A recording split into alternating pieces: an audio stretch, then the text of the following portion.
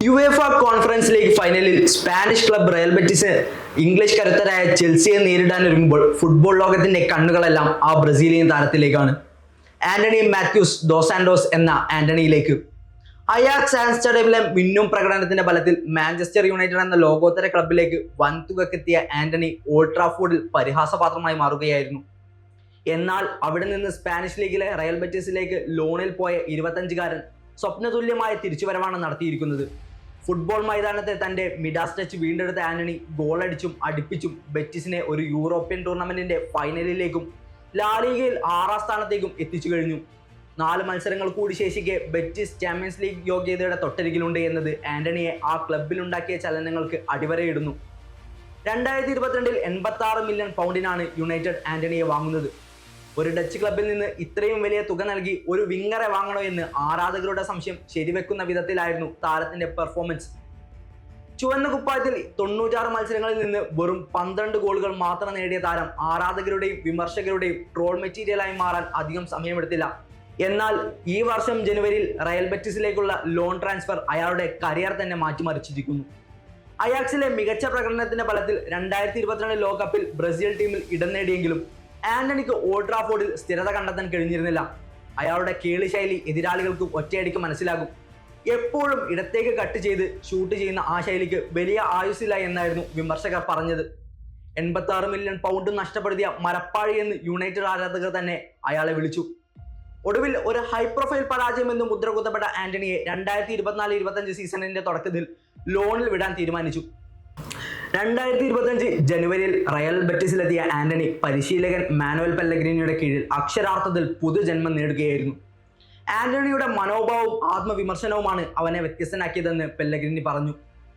ബെറ്റിസിന്റെ ആക്രമണ ശൈലിയിൽ ആന്റണി തന്റെ കഴിവുകൾ പൂർണ്ണമായി വിനിയോഗിച്ചു. 20 മത്സരങ്ങളിൽ നിന്ന് 7 ഗോളുകളും 4 അസിസ്റ്റുകളും നേടിയ ബ്രസീലിയൻ താരം ലാലിഗയിലും കോൺഫറൻസ് ലീഗിലും ബെറ്റിസിന്റെ നട്ടെല്ലായി മാറി. ഫിയോറന്റീനക്കെതിരായ കോൺഫറൻസ് ലീഗ് സെമി ഫൈനലിൽ ആന്റണിയുടെ മിന്നും പ്രകടനമാണ് ബെറ്റിസിന് കലാശപ്പോരിലേക്കുള്ള വഴി തുറന്നത്.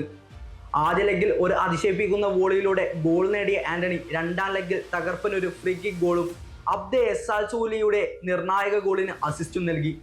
ഇരുപാദങ്ങളിലായി 4-3 ബെറ്റിസ് ഫൈനലിലേക്ക് മുന്നേറിയപ്പോൾ മത്സരശേഷം കണ്ണീരോടെ ആന്റണി പറഞ്ഞത് ഇങ്ങനെ: മാഞ്ചസ്റ്റർ യുണൈറ്റഡ് വിട്ട് ബെറ്റിസിൽ ചേർന്നത് എൻ്റെ ജീവിതത്തിലെ ഏറ്റവും മികച്ച തീരുമാനമാണ്.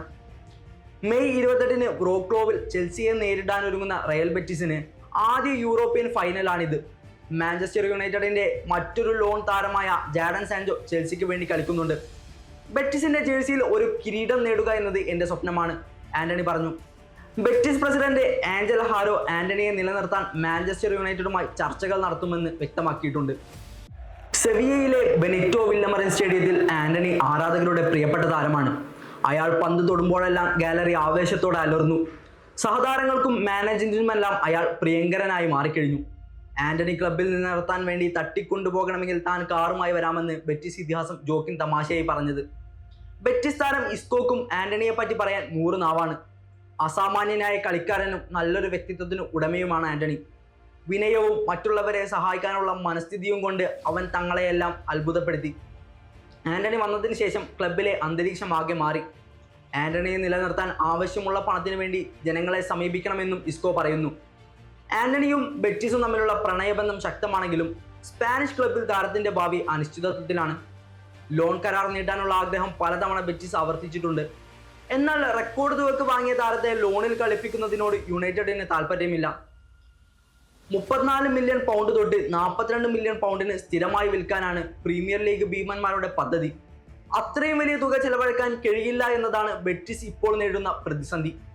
ബ്രസീൽ താരത്തിന്റെ മികവിൽ കണ്ണുപതിഞ്ഞ അത്ലറ്റിക്കോ മാഡ്രിഡ് താരത്തെ സ്വന്തമാക്കാൻ രംഗത്തുണ്ട് എന്ന് റിപ്പോർട്ടുകളുണ്ട്. അത്ലറ്റിക്കോ വലിയ തുക വെച്ചു നേടിയാൽ യുണൈറ്റഡിന് മുന്നിൽ വേറെ വഴിയുണ്ടാകില്ല. അതേസമയം താരത്തെ വാങ്ങാൻ ക്ലബ്ബുകൾ വരുന്നില്ലെങ്കിൽ ലോണിൽ തന്നെ തുടരാൻ യുണൈറ്റഡ് അനുവദിക്കുമെന്നും റിപ്പോർട്ടുകളുണ്ട്.